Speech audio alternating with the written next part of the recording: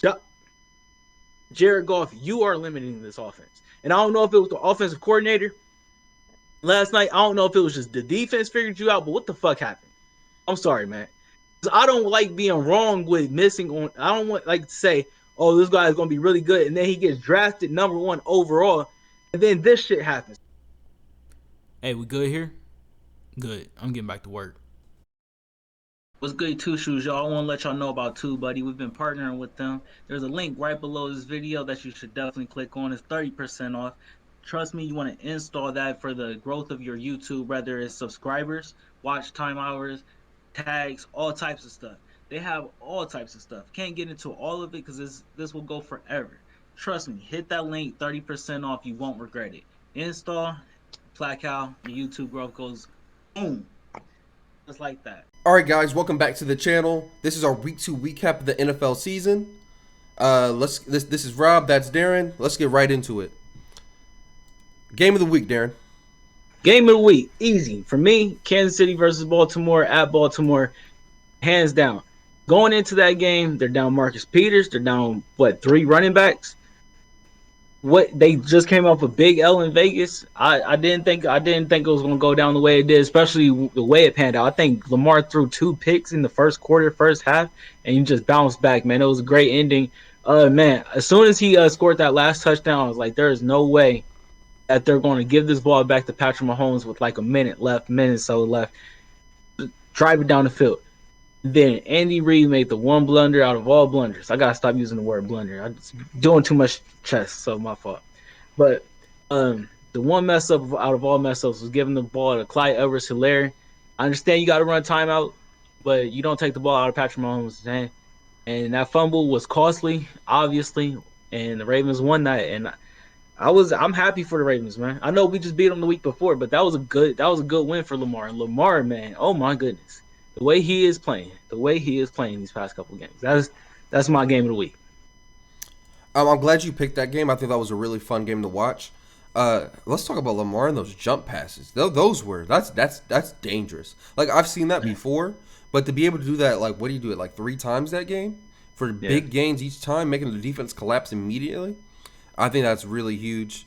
I think it's really huge for the Ravens to finally get their first. They said this is Lamar's first win against the Chiefs. He's like 1-3 against the Chiefs now, or some shit like that. 1-4, 1-3 against the Chiefs. I thought that was really interesting. Really smart. Yeah, you don't give the ball with Patrick Mahomes with one drive to go. You just don't do that. Smart thing to do, even if you're on the 50. Just take the ball, follow your blockers, and try to get that first down. Yes, I do think that was a really good game. My game of the week was between our 2 teams. It was the Raiders versus the Steelers game. I thought this was a really fun game too. I have to say, going into this game, I was pretty excited. I thought we were going to win this game because I thought we had the advantage. Even though we both had players out on each side of each side of the ball that we're good at. Y'all had Josh Jacobs out. We had Joe Hayden out. So first of all, we had Joe Hayden and Devin Bush out. I didn't know these niggas weren't playing until until I turned the game on. I was like, oh, Joe Hayden's just like not out here. So I was kind of salty about that. And Darren, I'm telling you, our defense is real. We got the realest defense in the league. Until TJ Watt pulled his groin or hurt his groin, your boys were in trouble. Because I promise you, y'all couldn't move the ball consistently until TJ Watt left. As soon as TJ Watt left, y'all started moving the ball consistently. We really couldn't get our pass rush. Alex Highsmith and Melvin Ingram really slowed down, and I don't know if that's because they weren't able to rotate out and do like a 3-man rotation because TJ was gone. But once TJ was out, y'all started really moving the ball. But the one thing I really want to talk about is the whole spitting thing between Trey Turner and whatever Raiders player he was got into it with. Because here's my thing, bro. That honestly ruined the game for me. I was hyped the whole game. It was a close game. It was a defensive game. I'm pumped up. I'm rooting for my Steelers. Then that crap happened, and honestly, it took me completely out the game. I didn't really want to watch the game anymore. I just kind of flipped to red zone, and that's when the Henry Buggs bomb happened. But honestly, that ruined the game for me. I think Trey Turner should be kicked out the NFL. I think whoever allegedly spit at him, if they find out that he actually did spit at Trey Turner, I think he should be kicked out the NFL. First of all, it's downright fucking disgusting to spit in another man's face. That's off rip. Just as a matter of respect. Since the day you were born, you never spit in another man's face. You don't spit in another man's face, and you don't kick another man in his balls. If you got a problem with somebody, you square up and you fight him. You feel me? That's just straight up disgusting. I saw that Mike Tomlin did defend him, and saying that the Raiders player spit in his face first. I know that Trey Turner, as of right now, isn't going to get suspended by the NFL or have any punishment by the league. If he's not getting punishment from the league, I think Mike Tomlin should suspend him. Even if you say it's for a week, I think he should. Some type of punishment has to happen. That cannot be in this game. That's just downright fucking disgusting. But overall, the Raiders did beat us. Once, like I said, once TJ Watt was out the game, Derek Carr killed us. We couldn't do anything with him. He was stepping up in the pocket. He was really well protected. We couldn't get a pass rush going. We did a really good job of taking Darren Waller out the game. We really limited his touches of having Minkah Fitzpatrick spy over top of him. That got us beat one time over top with that Henry Buggs bomb I mentioned earlier. But overall, I think Derek Carr beat us in that second half. And good win by the Raiders. 100%. Great win by the Raiders. Great win. Because I think they put it on the MVP's back of the team besides Darren Waller, of course. Derek Carr. And he got to space it out to his targets. And then once again, the thing I was saying this whole offseason with the Raiders is that they got so many weapons at receiver, and we built our defense a lot more. I think we talked so much about the Raiders offense, the Steelers defense. We didn't forget to talk about the Steelers offense versus the Raiders defense. I think that was a real thing too. I don't think y'all can move the ball as much. There was the Najee Harris thing, but the play right before that, I think Chase Claypool got lined up versus probably one of our weakest corners in Damon Arnett, and I don't even like saying that because he is Ohio State, but it's just the truth. But he got burned on by Chase Claypool on the play right before it, and then Najee Harris caught it and took it in. And I think that was the only touchdown for the Steelers that. So I don't think y'all was moving. I'm not completely sure, but I don't think y'all was moving the ball as well. So we'll see. Yes, we'll see. I did forget to mention that. You did. So the big thing Darren's been telling me all off season is we upgraded our defense. We should be better on defense. We upgraded our defense. Max Crosby had a really good game. You're right. We completely struggled against your defense moving the ball. We couldn't run the ball at all. We couldn't get any type of room for Najee to get going. I think he had like one good run the whole game. The only time he scored was on that little, what would you call it? A little screen. I was talking a screen pass. A little throw out pass Like on an the flat. Yeah, a little out like pass flat, like something on the like that. flat. Yeah. And he kind of just broke a tackle and got to the end zone. Yeah. Speaking of Chase Claypool, though, versus your corners, we threw at least 4 deep balls to Chase, which I do like. I'm like that we're just more aggressive throwing the ball downfield to him. Because honestly, bro, he's a really good 50-50 ball receiver. Like, that's basically what he did at Notre Dame. But he only caught one of them today. And I think that's the one that you mentioned. All the other ones were pretty well defended. So, yeah. I think Juju had a quiet day. Yeah. Oh, so that's the touchdown. We had 2 touchdowns. We had Juju on like a sweep, which was actually a really nice play. Running, like kind of like a run play, yeah. We usually do it with Chase, but Juju kind of mixed it up. I like that shit. And the Najee little outplay in the flat. Yep. So. And one thing I just want to say to Steelers fans, don't be mad about y'all team. I tried to tell y'all last year, it's not necessarily y'all team is bad. It was y'all strength of schedule last year to really fool you. And it fooled I think it fooled the Steelers fans at a certain point instead of just being understanding and saying, yeah. You're still tripping on that take, just because from the standpoint, we were playing playoff teams and beating playoff teams. Y'all did beat playoff teams, but y'all had a lot of... Yes, we did have weeks of mediocrity. Yes, we did. Not mediocrity on y'all part. I'm talking about y'all opponents. Y'all opponents was mediocrity. No, but here's the thing about the Steelers, and I've seen this my whole life. We play to our opponents. We play to our opponents. If our opponent's way better than us, we kind of play up. If opponent's not as good as us, we kind of play down. I've seen that throughout my whole life of watching the Steelers play. That's not good. Okay, but let's leave it there. That's not a good thing to me. To me, that's not good. Anyway, No, it's not good. That's never a good thing. real quick, going to the Seahawks Titans game. I want to ask you as well as ask everybody out there if we could put a poll up or something. That'd be cool. Who do you think is more valuable to their team, Russell Wilson or Derrick Henry? So here's the thing: the easy answer is Russell, just because he plays quarterback and he's elite, he's an elite quarterback, and it's the hardest position, in my opinion, to fill in the NFL. Yeah, absolutely. But Derrick Henry is just such a fucking monster that he's just so damn big and fast, bro. I say this every single time. He's just so damn big and fast and such a freak of an athlete. He's just more than important to that team. He's just a freak athlete. But I will still say Russell Wilson just because of the position he plays, and he plays it at an elite level, and he's been playing at an elite level basically since he walked in the league. So I'll say Russell Wilson.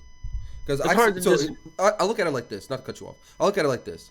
If you replace both those players with I don't want to say mediocre, but let's say C+, B minus players, about average players or so at their position, Seattle would really struggle and probably miss the playoffs, and the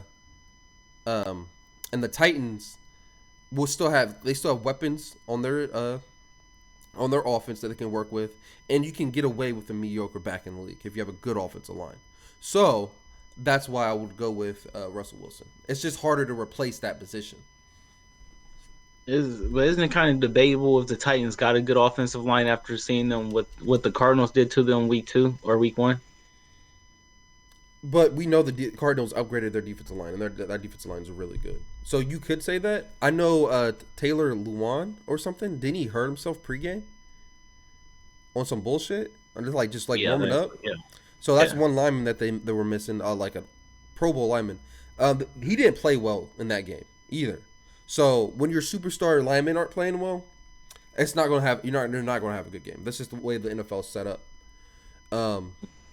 So yeah, who's better? I guess it's just kind of a hard question. It's really a hard question, but I would say I think I'll go Derrick Henry after seeing what he did in that second half. It's like quarterbacks are unstoppable, but they still got to have the receiver to catch it. They got to have the protection. There was something about that was just like he wasn't going to be denied. You feel me? I think it's great coaching by Mike Vrabel. He basically went in that second half and said, "I'm gonna give it to our back. I'm gonna give it to our workhorse. And he's gonna win us this football game." And he won them a football game. I mean, yeah, essentially, yes. Essentially, yeah. I think that was a good game. I think Derrick Henry. I think these are one of the other games where we see Derrick Henry. I see it, and I'm like, I gotta tell when I have children, I'm gonna tell my children about Derrick Henry. That was just unstoppable. I've seen this man, like, come on. You think they were down? You think like our parents or like older people, old heads, were saying the same thing about like people like the Fridge or something? Eric Dickerson and stuff like that. Yeah. Yeah. Yeah. Absolutely. Yeah, but here's the thing, bro. The one thing I love about the NFL, historically, it has throughout its history, it has running backs specifically that changed the way people watch sports. I feel like that running back position really really captures people's imagination. From Barry Sanders to Emmitt Smith. Like, if you think of all the legendary running backs in the NFL's history, then we look at our current stars of the NFL, like the Derrick Henrys. It's just like, damn, I can't wait to tell some kids about Derrick Henry, this big ass dude that ran so damn fast. Or Christian McCaffrey. I'm gonna be 100%. I can't wait for the day that I tell my kid about Christian McCaffrey. Christian McCaffrey's still young, bro. He's still like, I looked it up. He's still like, this is like his fourth year in the league. I'm just going off the shelf. I'm just going off the shelf life of running backs in general. Like, if he played 10 years, that's a lot for a running back. First off, True. But I can't wait to tell my kids about him because I'm gonna be like, yo, he was dominant in college before he ever stepped foot in the league, and when he stepped foot in the league, it was a problem. But if you're talking about college, I gotta go to my boy Reggie Bush. Yeah, but That nigga was Yeah. different. Bro, as a kid, bro, I saw this man jump over. Bro, he has the craziest highlight reel I've ever seen. Yeah, Like, I and just think go we look lost. that shit up. Like, that's just Yeah. something different. Yeah, it's crazy. Bart, let's go. Let's go ahead and go to the next thing. Monday Night Football. I'm a prisoner of the moment a little bit. It's Tuesday morning. Monday Night Football. What the fuck happened? Jared Goff, my man. I'm not a look. I watched Patrick Mahomes in college. I watched Patrick Mahomes in college and knew that was going to translate immediately into the league. I was just didn't know if somebody didn't know what team was going to get him. When I saw Andy Reid got him, I was like, this is going to be a problem. At the same time, I saw Jared Goff and I was like, this is one of the most accurate quarterbacks in college I've ever seen in my life. And he goes to the Rams and he has bad seasons for rookie year, and then he goes to the Super Bowl eventually with a good defense, Todd Gurley, right? And then they get rid of him. And I wasn't mad at it because Matthew Stafford, but my goodness, oh my goodness, Lord, oh my goodness. How okay, let me just get right into it, bro. How is your okay? How is it the week before? You're down, you don't start out good versus the 49ers, and then you come back in the second half and you still lose the game. Then y'all got Green Bay. You start out good, score the first touchdown to the point they're trailing. Green Bay's trailing you the whole time. The whole time they're trailing you. And in the second half, y'all don't score a point. Not 1 point. Not 1 point. Truly, what the fuck happened in halftime? What happened? Was there an injury that we didn't know about? Was there an offensive lineman that went down? A receiver that we didn't know about? What happened? Truly, I really want to know. And not only that, if you don't push the ball down the field, thinking and dunking, bro, Tom Brady made a career out of it, but he won Super Bowls with it. Push the ball down the field. Bro, I'm so mad that I missed on this and said that he was going to be a really good NFL quarterback, which is he is a good college. He is a good NFL quarterback. Don't get me wrong, but his arm is not elite. It's accurate.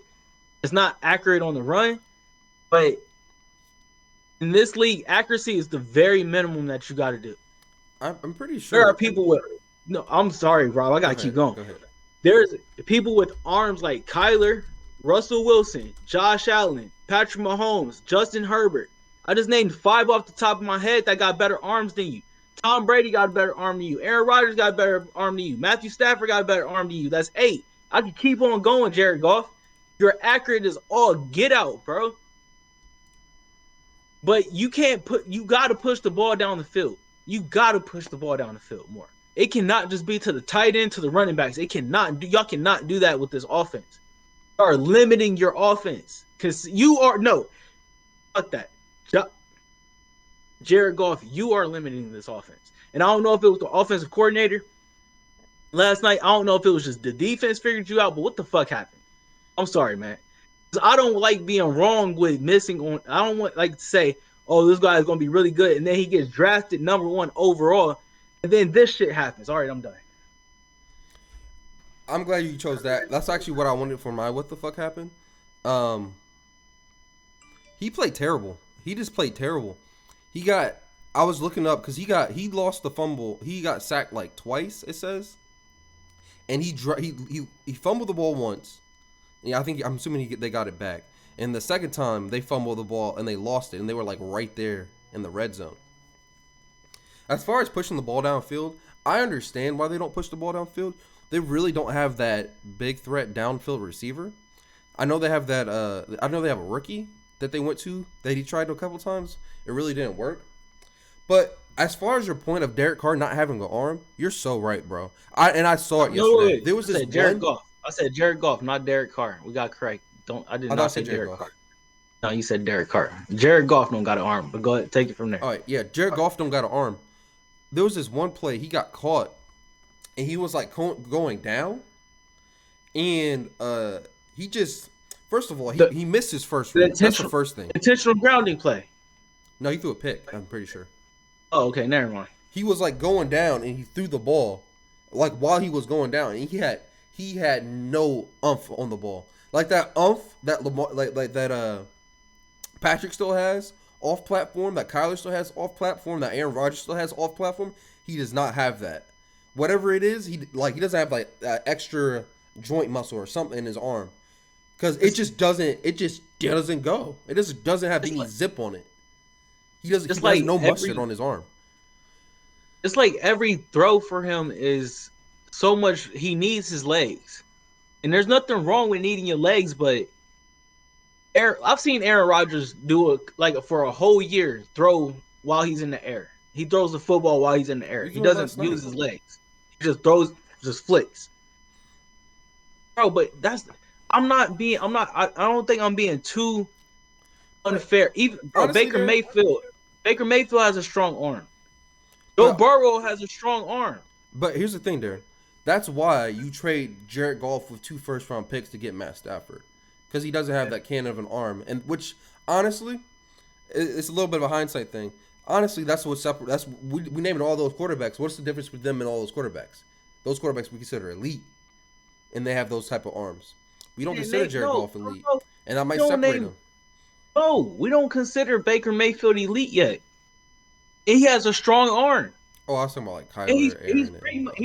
He's not bad accurate. He just has a gun. I'm sorry, man. I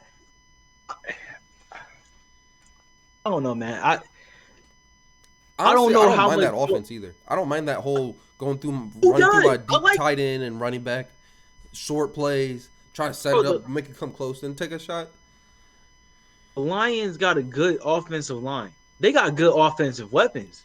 I like how honestly, DeAndre Swift, Jamal Williams, T.J. Hawkinson, Cephas, St. Brown, and Tyrod Williams when he gets back. That's not a bad offense.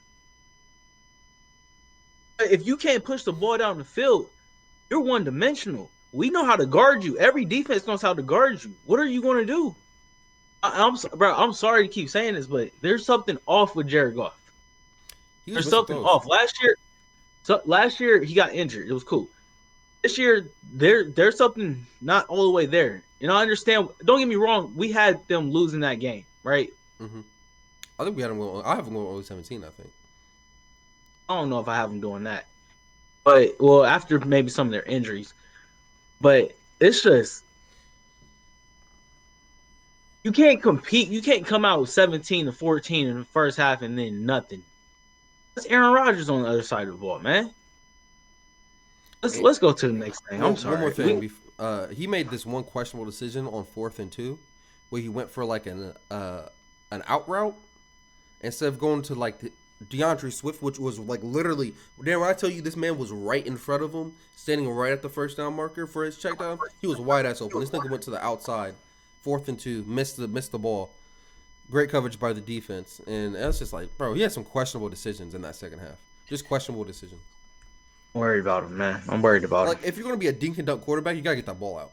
That's all I'm saying.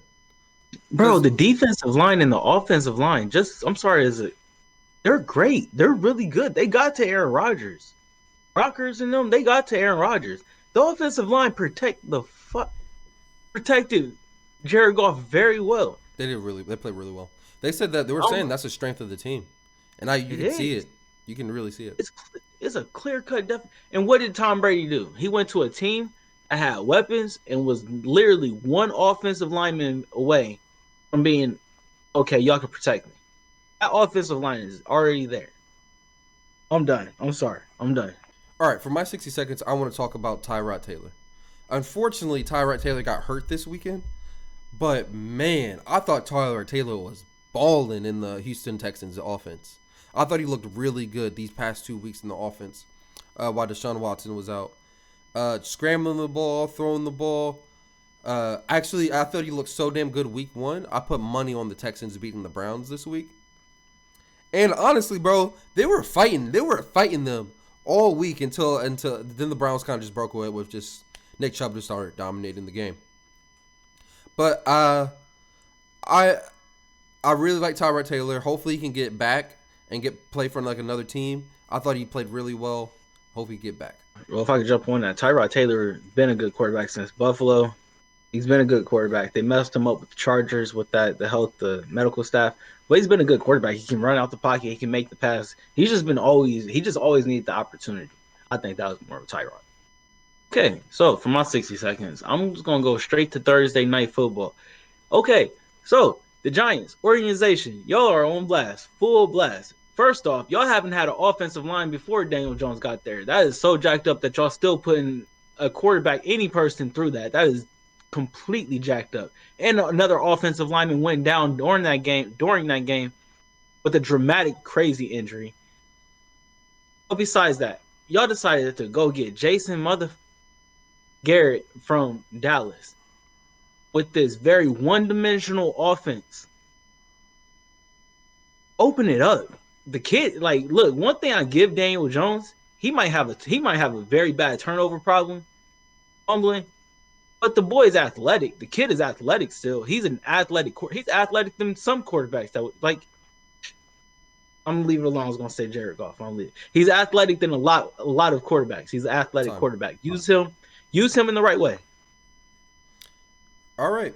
So once again, we would like to thank y'all for joining us for our week 2 wrap-up show. Make sure you join us next week. I think we're going to try to do these every Tuesday. Try to get them up on Tuesday. So join us next week for week 3. We see y'all next week. Peace. Thank y'all again for watching our video. Make sure you like and subscribe down below. Also, make sure you go to our social media.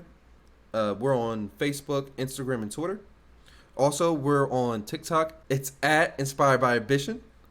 Our website is inspiredbyambitionpro.com. Go check that out. We sell hoodies and t-shirts there. They're pretty dope. Go check that out. Lastly, once again, y'all, we just appreciate you guys watching the video. Thank you once again. Peace out. Peace. Y'all stay up. All inspired by ambition gear at inspiredbyambitionpro.com.